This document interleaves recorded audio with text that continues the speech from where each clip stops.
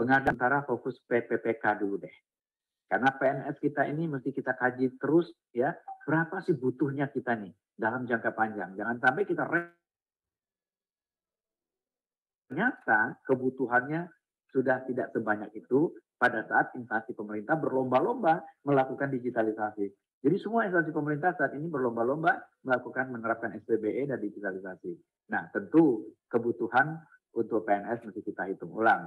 Itulah sebabnya mengapa 2022 pengadaan ASN ini kita fokus dulu PPPK. Insya Allah 2023 setelah kita coba kaji ulang nanti, ketemu kebutuhannya, kemudian PNS tentu kita akan rekrut kembali sesuai dengan prioritasnya.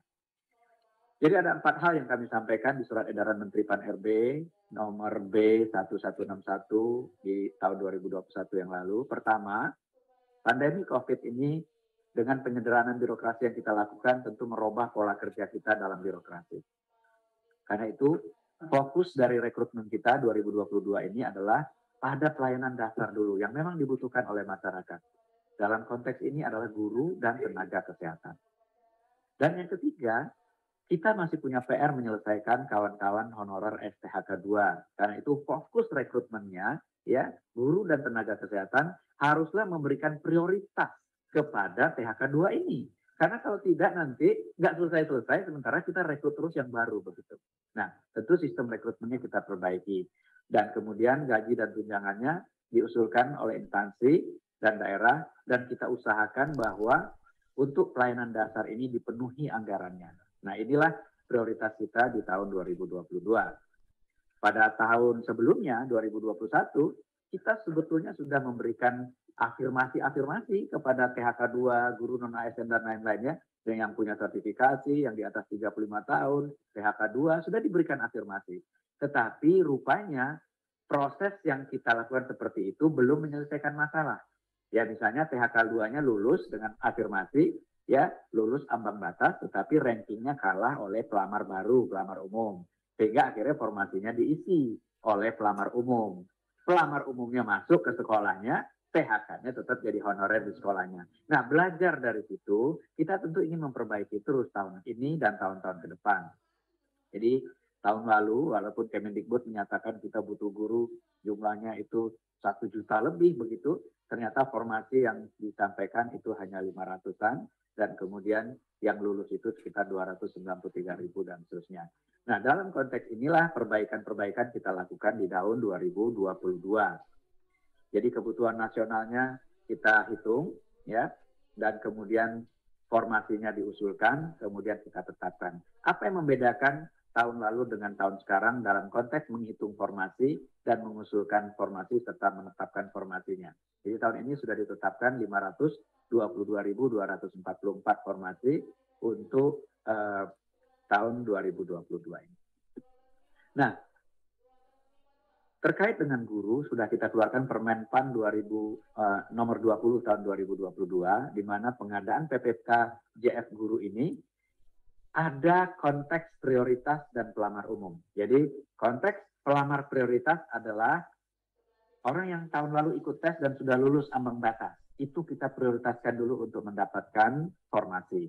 Kemudian THK 2 kita prioritaskan dulu untuk mendapatkan formasi di sekolah asalnya, dan seterusnya tenaga non-ASN yang terdaftar di Dapodik. Nah, barulah kemudian setelah formasi itu dikunci, ya, sesuai dengan yang sudah lulus dan THK 2 dan lain-lain tadi, barulah pelamar umum kemudian kita buka. Itu sudah kita tetapkan, dan insya Allah itu mudah-mudahan bisa mengurai persoalan yang kemarin ini tidak selesai dengan proses yang kita lakukan di tahun 2021. Kemenkes juga begitu, ya. Jadi kebutuhannya ditetapkan secara nasional, kemudian Pemda mengusulkan berdasarkan oleh Kemenkes, dan kemudian diberikan afirmasi-afirmasi terhadap kawan-kawan yang disabilitas di daerah 3T yang sudah mengabdi, ya, dengan usia 35 tahun ke atas dengan masa kerja paling singkat 3 tahun dan seterusnya. Jadi afirmasi-afirmasi ini diharapkan juga menyelesaikan persoalan-persoalan non-ASN. Begitu juga terkait dengan dosen dan kemudian tenaga teknis lainnya.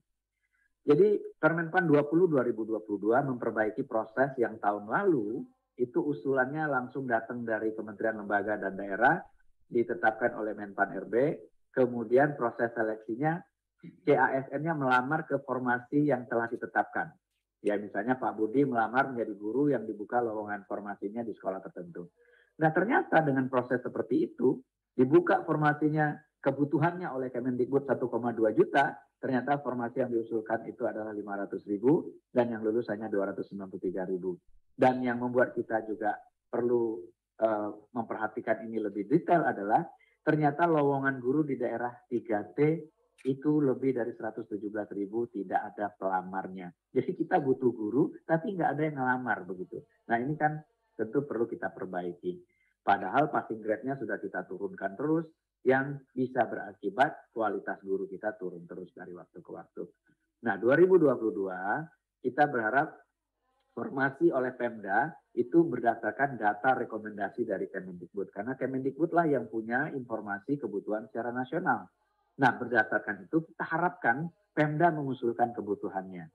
Namun ternyata kita masih punya challenge, ya. Kita merasa, ya Pemda, Kemdikbud merasa dengan Kementerian Keuangan anggarannya sudah disediakan, tapi Pemda merasa anggarannya belum disediakan secara penuh. Nah ini juga ternyata masih jadi PR buat kita, perbaikan lagi ke depannya.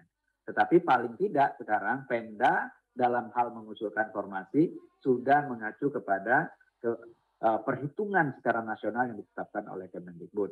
Dan proses seleksinya berdasarkan prioritas yang tadi saya ceritakan.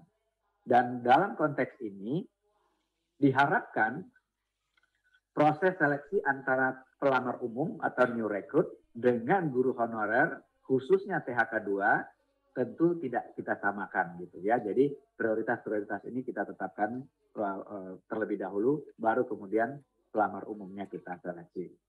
Dan alokasi formasi itu bisa dilakukan oleh Pemda kepada daerah-daerah yang membutuhkan yang barangkali ya pelamarnya tadi tidak ada di tahun lalu itu. Jadi sekarang pelamar umum bisa dialokasikan oleh Pemda ke sekolah-sekolah di daerah 3T yang tadinya tidak ada pelamarnya. Jadi mudah-mudahan distribusi guru kita juga menjadi lebih baik tahun ini dibandingkan proses rekrutmen yang kita lakukan tahun lalu. Nah, syaratnya apa? Syaratnya tentu datanya harus rapi. Nah, dalam hal ini Pemda bertanggung jawab untuk akuntabilitas data yang kemudian diverifikasi oleh Kemendikbudristek. Nah, ini nanti mungkin Pak Harmen akan cerita apa tantangannya di lapangan dan bagaimana kita akan menyelesaikan tantangan-tantangan itu. Dan sekali lagi, pelamar umum kita buka tetap, tetapi setelah terlebih dahulu kawan-kawan yang tahun lalu lulus ambang batas, yang THK 2, yang non-ASN terdaftar di Dapodik, itu kita berikan prioritas terlebih dahulu untuk masuk ke dalam formasi yang ada di sekolah asal mereka. Baru kemudian kita buka untuk pelamar umum yang memungkinkan juga pelamar umum ini ditempatkan oleh Pemda sesuai dengan kebutuhan daerah. Ya, apakah itu daerah 3T atau bukan. Kemudian terkait dengan jabatan fungsional tenaga kesehatan, kita sudah mengeluarkan juga Kepmen nomor 968 tahun 2022, di mana peserta juga prioritasnya adalah THK 2 dan tenaga non-ASN yang terdaftar di situ informasi sumber daya manusia kesehatan. Jadi prioritas kita berikan kesempatan terlebih dahulu kepada THK 2 dan kepada non-ASN yang terdaftar, dan kemudian kita berikan afirmasi-afirmasi. Dan persyaratan-persyaratannya juga sudah dinyatakan sedemikian itu yang ya kita bisa lihat di layar.